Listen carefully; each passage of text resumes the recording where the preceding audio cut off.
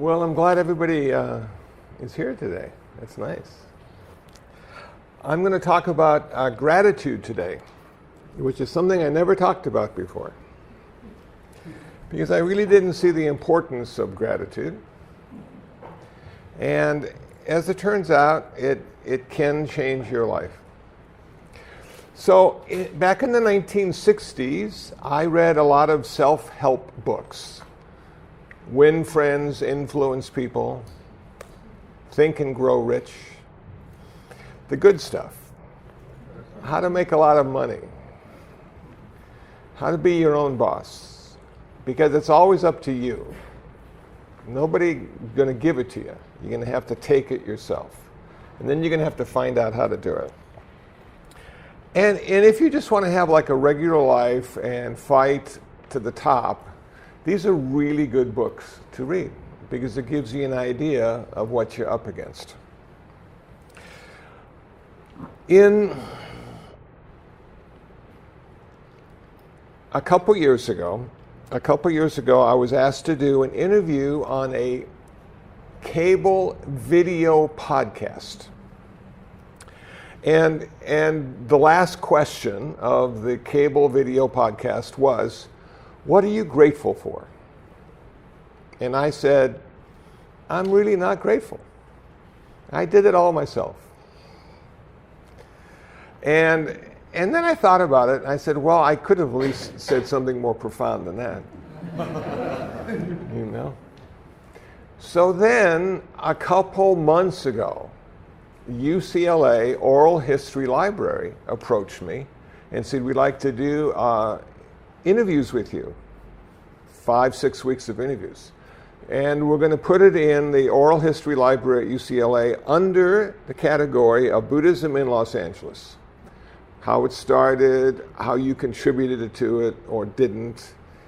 And it was a long, extensive interview. It was like going into therapy, actually, you know, because it forced you to look back at why you are here today and how you got there. And then the gratitude question came up, you know. But this time I said, yeah, you know, there are a couple people that I am grateful for. I'm happy they were in my life. I'm happy they participated with me in the making of me. Okay, so gratitude. Gratitude is the recognition of the interconnectedness and interdependence of all phenomena. Gratitude is the relative honoring the ultimate. Gratitude is coming to understand that you are never in this alone. And there are going to be people along the way that will help you, whether you recognize their help or even if they recognized their help. It's the journey. So, the Buddhist guy. Who's the Buddhist guy going to be thankful for? What kind of gratitude will he extend, and to whom? Well, the first guy that I was grateful for, in thinking back, was Huston Smith. Because Huston Smith wrote a book. Now, he didn't know I was going to read his book. And I had a chance to meet him at UCLA, and he was just this little old man that sparkled, radiated. I'm going, you know, I went up to him and I said, you're the reason I'm a Buddhist. Now, he's not a Buddhist. He's like a Unitarian or Methodist or something. And he just had the biggest smile when I said that. He just had the biggest smile. He didn't say anything in response. He just smiled. But I had to say it. I was sort of forced into saying it because that book changed the course of my life. Okay. Now, I told you about Think and Grow Rich, Power of Positive Thinking. Well, in the late 70s, I found myself at International Buddhist Meditation Center wanting to learn meditation and wanting to learn Buddhism. And who was there? who was the second person I'm going to be grateful to? And it is Shinzen Young. And some of you know him, and some of you don't. But he is a guy that went to UCLA and got a degree in foreign languages or something, and then he went to Madison, University of Wisconsin, and from there he went to do some graduate work in Japan, and he became ordained as a Shingon monk, and somehow he got back to the United States and ended up as the vice abbot at IBMC. So I'm this sort of like green meditator who goes in and tries to meditate, and then there is this guy, Shinzen, who gives a Dharma talk after the meditation. And it was just the opposite of Think and Grow Rich. It was just like, don't think and be happy you're poor. So he really opened my eyes to a lot of different ways of thinking, a lot of perspectives, a lot of possibilities that I had no clue even existed. But there is always that idealism that I put on people and expect them to live up to my expectations in the same way I expect myself to live up to my expectations. And Shinzen decided not to be a monk anymore. He had found somebody named Shelley that he really loved. And I was so disappointed.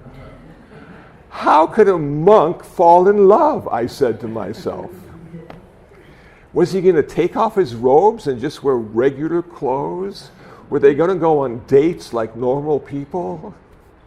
And they ended up getting married. And I was given an invitation. I didn't go. I was so disappointed. Because I thought being a monk was sort of like the ultimate thing to be. I thought once you got there, you didn't want to be anything else. Then they went and formed Community Meditation Center, which is down the street from IBMC. It was on Eldon Avenue. And he and Shelley were there, and they had residents living in this wonderful 2-story house, and they would have like Dharma talks, and they would have retreats. And then something significant happened again. Because he had sort of been this Zen guy, and this Shingon guy, and this Japanese guy. And then he went to India, and he took a Goenka retreat. And he came back, and he was completely different. I said, what the hell happened now? He's talking about vipassana.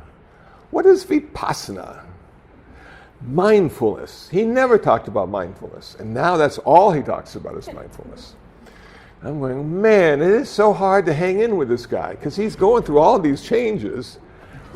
And I just want to learn what Buddhism is.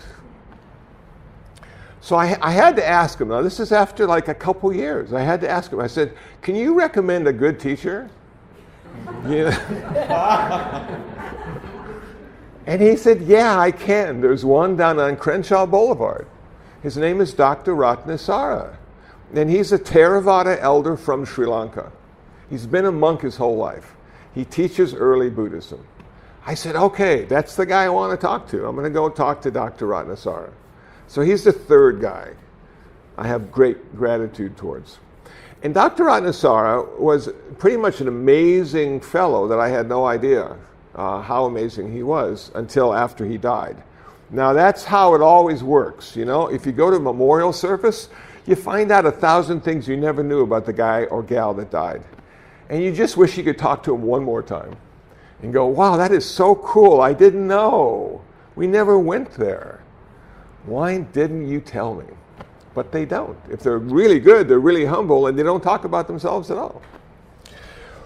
So Dr. Ratnasara in 1957 was designated to the United Nations as the Sri Lankan representative.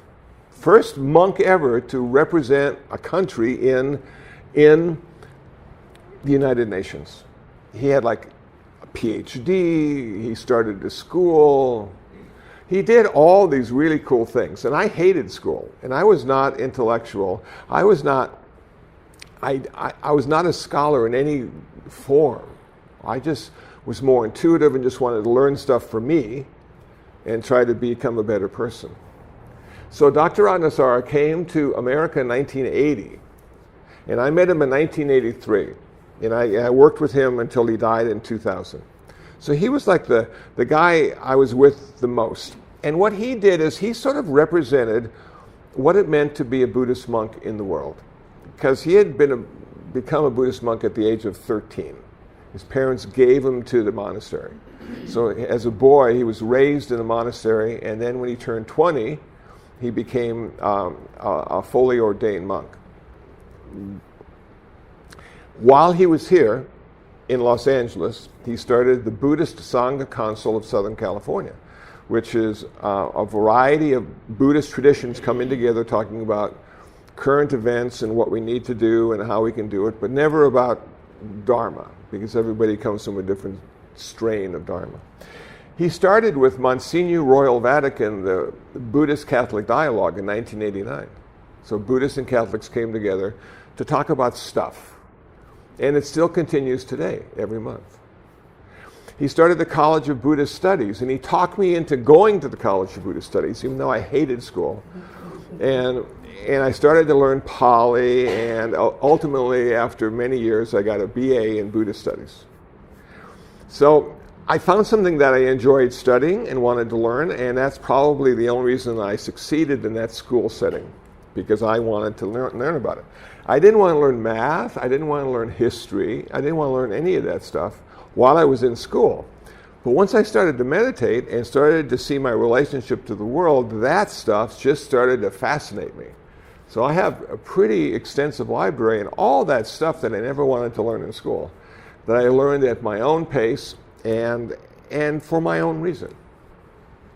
So Dr. Ratnasara was the one that suggested I go into ordination.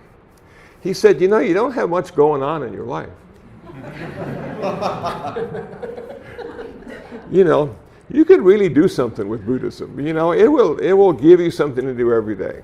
And people will respect you, not because of who you are, but because the robe you wear.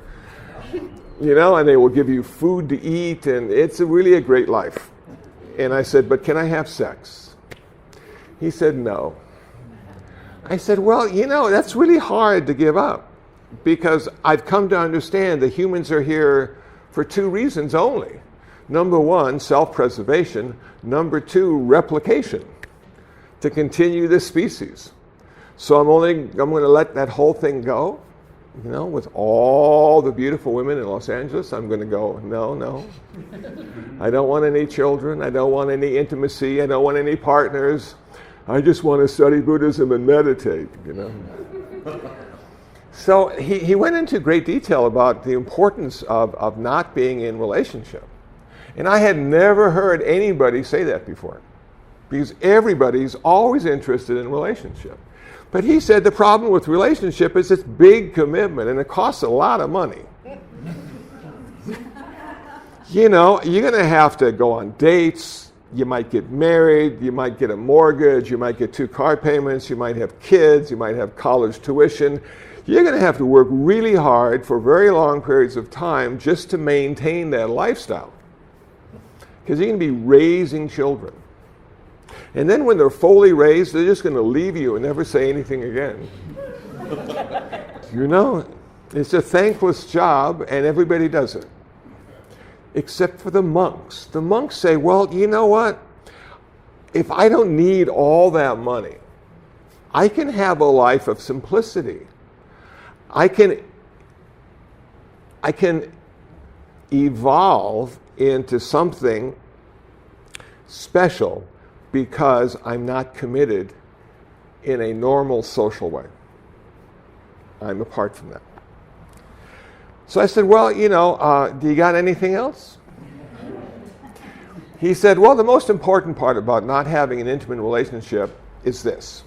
All these people, and you see them especially spring and summer in Los Angeles, they're holding hands or looking in each other's faces, you know, and they're, you know, talking about absolutely nothing important, you know, and you just, and And it's so satisfying. And people find joy and happiness and love in all those situations. But the one thing that they will never find is freedom.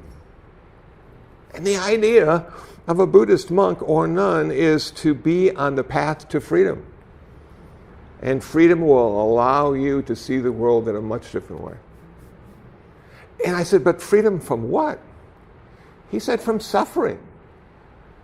He said, you're always going to suffer in a relationship. Sometimes less, sometimes more. And then every relationship has to end. They do not last forever. I've seen people married for 40 years, I said. Yeah, he said, but then one of them dies. So every good relationship, every bad relationship has a time limit. And you will be disappointed when that ends. Wow, I said. I had never thought about it in that way. And I was still a little, unsure. He said, well, in Buddhism, it's a very gradual process. The first thing you do is you take 8 precepts and you become a postulant. This is a way of deciding whether you want to go any further. So in 1993. In 1993, I moved into IBMC and I became a postulant. I became a person who was going to practice with the idea of becoming ordained. Now, IBMC is a meditation center, and most people do not live in a meditation center. And it takes a certain kind of person to live in a meditation center. And when I moved into IBMC in 1993, most of the people living there seemed crazy, unstable. And I thought to myself, why am I living with all these crazy people? And then I realized, after a few months, that a lot of crazy people live in meditation centers because it's a healing center. It's a refuge. It's a place that you can relax and feel safe and work on yourself and become uncrazy. Whatever that is, become normal. So I became one of the crazy people with them, and we sort of, gelled. It was sort of like you were all in this together. How can I help you? How can you help me? A year went by and I decided to become a novice monk. 10 precepts, a 2-year commitment. And Dr. Ratnasara said, you've got 2 more years now to decide whether you want to go forward. At any time you feel it's not right for you, you can drop out. There's no stigma attached to that. The Buddhist way is you are a monk today. That's it. How long are you going to be a monk? I'm going to be a monk today. And then 20 years later, how long are you going to be a monk? I'm going to be a monk today. So I became a monk today for 2 years. Then they asked, well, do you want to go forward? Do you want to commit yourself to this? I said, yeah, okay. I've been doing it long enough where I've seen the advantages of it. I got a lot of extra time. And when you don't have a lot of money and you have a lot of extra time, you sort of work on yourself. Instead of going to places that are exciting and traveling and being around large groups of people, because that usually requires a commitment of money and time. I didn't have the money, but I had the time. So I read a lot. I did a lot of things. And then after 5 years as a monk, then I got the red robe. We have a ceremony at IBMC. The first 5 years of your full ordination is an apprenticeship. And at the end of that apprenticeship, you are now evaluated again by your teachers, and they give the red robe to you if they feel you are worthy. And the red robe allows you to have students or to start your own meditation center or just to stay there and be one of the guys or gals.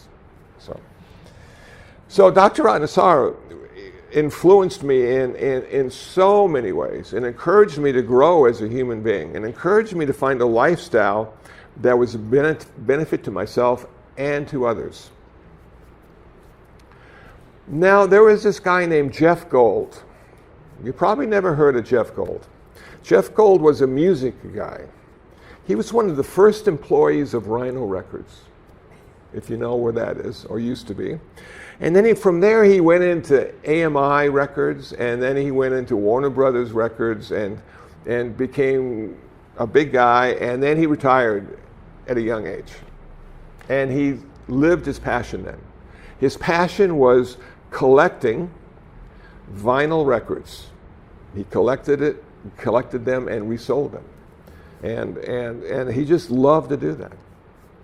I met him in 1998, lived in Venice, through a friend named Susan.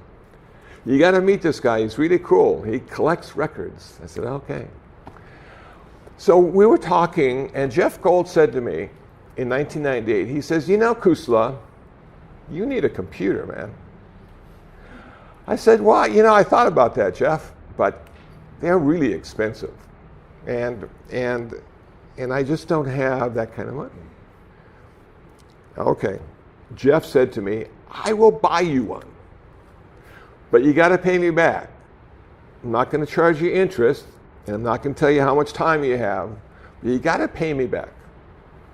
I said, okay, sounds good. So I got a Bondi Blue iMac. Man, that was so cool.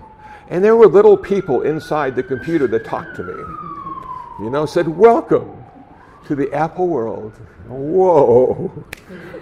And what that allowed me to do was learn something new, but have an outreach through the entire world. So the first thing I did was create a web page with my name and my address. Took me a few weeks to figure it out. Then somebody gave me a used copy of Dreamweaver 2, which was a website maker. And so I got some books, and I got my Dreamweaver 2. And because I didn't have much money, I wasn't going anyplace. So I spent hours and hours in front of that little iMac learning all this stuff. You know, and then somebody gave me a used graphics program so I could make pictures smaller or bigger to fit into the web page. I'm going, wow, look at how good I am getting. And I would take these little pictures and I'd shrink them, and I'd be so proud that I could shrink them and that they would fit. And when I saw my work online, I thought, I have made it. Look at this. Of course, nobody else was looking at it except for me, because nobody knew it existed. So over the years, I learned more, and it has become a practice. And the practice has allowed me to build Urban Dharma, which is 2,500 pages. The practice has allowed me to figure out how to put videos on YouTube and have my very own YouTube channel, how to do podcasts and iTunes and have my very own podcast channel, and have this sort of global thing going on. Just because Jeff Gold said, you need a computer. And last but not least, there was Reverend Karuna. Now, Reverend Karuna was the abbess of International Buddhist Meditation Center.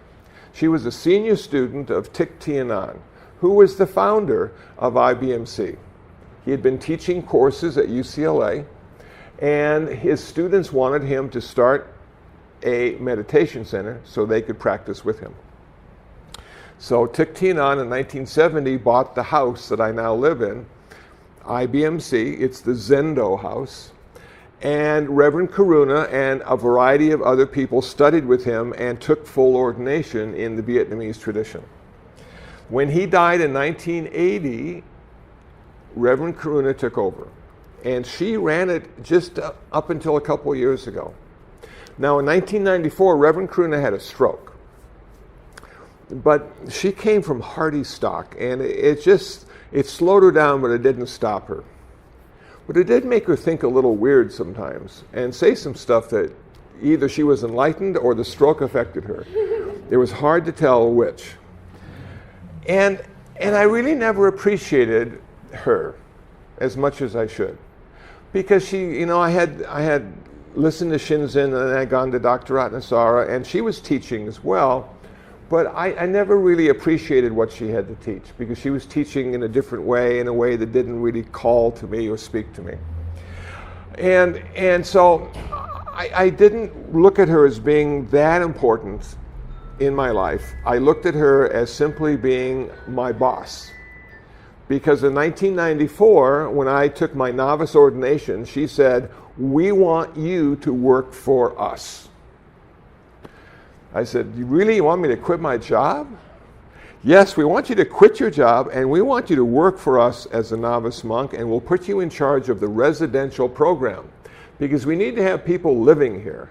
And it'll be your job to go out and find good people who can afford to live here and pay their rent on time. And then if the room needs a little paint, you'll be the guy that paints it. And if the sink needs a new washer, you'll be the guy that puts the new washer in. And for that, because of that, we are going to give you a room to live in. And we're going to give you a few dollars each month, and we're going to give you health insurance." Whoa. If I had known then what I know now about health insurance, that would have been, how lucky am I? But I just took it as part of the job. These were the benefits of working. And so she was sort of like always my boss and always had the last say in things that happened at IBMC. And of course, as will happen to all of us, then she died. And so I'm talking to the UCLA, and they say, "Well, are you grateful to Reverend Karuna?" And I paused, and I said, "Absolutely. She's the one that gave me a place to grow." See, when you become a monk, everybody says, "Oh, that'd be so cool to become a monk," but then you got to find a place to live. You know, and it's really expensive